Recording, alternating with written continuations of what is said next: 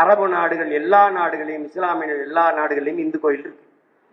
அண்மையில கூட போன ஆண்டுல துபாயில போய் ஐயா மோடி அவர்கள் ஒரு இந்து கோயிலை திறந்து வச்சுட்டு வந்தார். அதுவும் இஸ்லாமிய நாடு.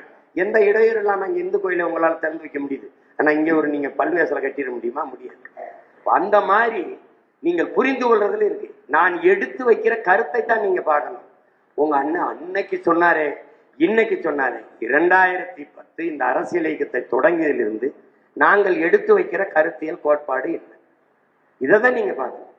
நீங்க அதை சொல்றாங்களே, இதை சொல்றாங்களே, இதை சொல்றாங்களே.